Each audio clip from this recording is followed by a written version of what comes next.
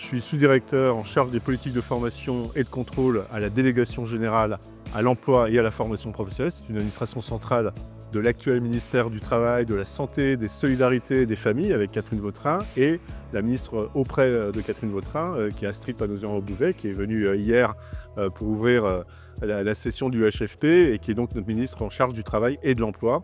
Voilà, donc administration centrale de ce grand périmètre ministériel. D'abord, c'est pas terminé, hein. Il y a encore des ateliers, des conférences qui se tiennent demain. En ce qui me concerne, demain matin, je serai sur une conférence autour de la thématique de la qualité en formation, qui est un thème qui, je crois, parle à beaucoup d'entre vous.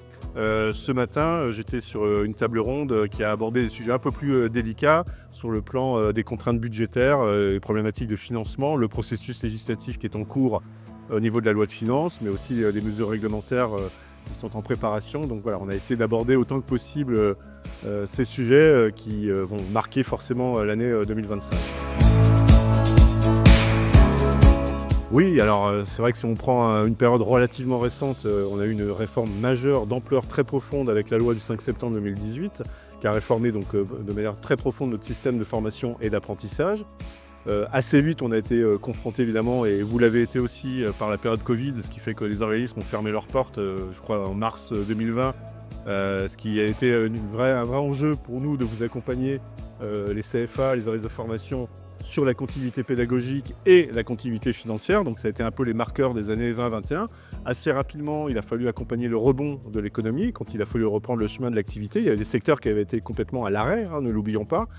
Et donc je pense au café, au restaurant, dans les parcs d'attractions, dans le secteur culturel, les bureaux d'études, tous ceux qui ont dû reprendre le chemin, mais avec évidemment des changements de pratiques, d'aspiration de la clientèle différentes, des circuits d'approvisionnement sur lesquels on s'est interrogé à nouveau. Et donc il fallait renouer très vite avec les sujets compétences qu'on a essayé d'articuler avec l'activité partielle.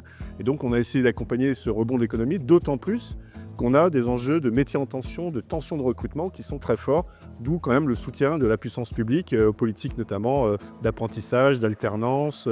On a mobilisé aussi le dispositif de fin de formation pour essayer d'accompagner ces enjeux, de répondre aux aspirations des entreprises qui peinent à trouver les collaborateurs, collaboratrices qu'ils cherchent. En 2025, on est donc dans ce contexte aussi qui reste prégnant de contraintes en matière de finances publiques, de dettes, d'intérêt de la dette, tout ça vous le savez pertinemment. Maintenant, il y a des enjeux qui apparaissent très fortement. L'emploi des seniors, la ministre l'a rappelé hier, on a un taux d'emploi qui n'est pas suffisant. Il faut qu'on progresse sur l'emploi des seniors. Il y a un accord qui a été conclu par les partenaires sociaux, donc c'est de bon augure pour travailler cette question. Il y a aussi la thématique des transitions, reconversions professionnelles, mobilité professionnelle, sur lesquelles on s'interroge. Alors on a toute une série de dispositifs qui existent. Peut-être il y a nécessité de mieux les articuler ou de les simplifier pour permettre aux entreprises, aux individus de trouver le chemin de cette reconversion, de cette transition, parce que c'est ce qui va très probablement aussi être dans les années qui viennent, à la fois une aspiration de concitoyens pour changer et s'y évoluer, mais aussi de manière plus contraignante, on va dire, ou plus contrainte, de changer d'activité si on est confronté à des reconversions un peu subies. Ils le savent, mais j'ai souvent eu l'occasion de le dire dans le dialogue que j'ai avec l'offre de formation de manière générale, ou les syndicats représentatifs de l'offre de formation, je pense aux acteurs de la compétence et tous ceux au-delà évidemment de ces syndicats. Il faut être agile, surtout dans ces périodes un peu de troubles et avec encore une fois des financements qui sont moindres. Donc il faut surtout, je pense, aller sur la diversité de l'offre, des segments de marché. Il y a le compte personnel de formation, il y a l'alternance, il faut faire ses choix. Il y a l'entreprise, parce que les entreprises, elles sont confrontées aux enjeux compétences, quoi qu'il arrive. En plus, on est dans un enjeu de transition qui sont extrêmement lourdes, transition écologique, énergétique, la souveraineté alimentaire, industrielle, tout ça, ça fait partie des grandes transitions auxquelles on attend évidemment que l'offre de formation puisse répondre. Transition démographique également, avec les deux bornes d'âge, la petite enfance, le grand âge, et puis le numérique qui continue évidemment, mais vous êtes parmi les acteurs de ce champ, qui continue d'impacter évidemment nos emplois, nos métiers, sans parler de l'IA. Tout ça, c'est là-dessus, je pense qu'on attend de l'offre de formation, qu'elle soit la plus agile, la plus innovante possible.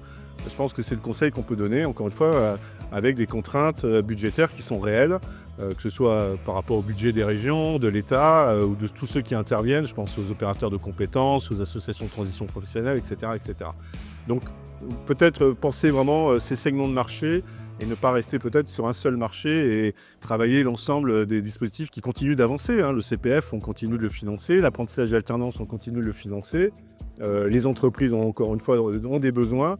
Voilà, je pense que c'est ça peut-être le meilleur conseil qu'on puisse donner.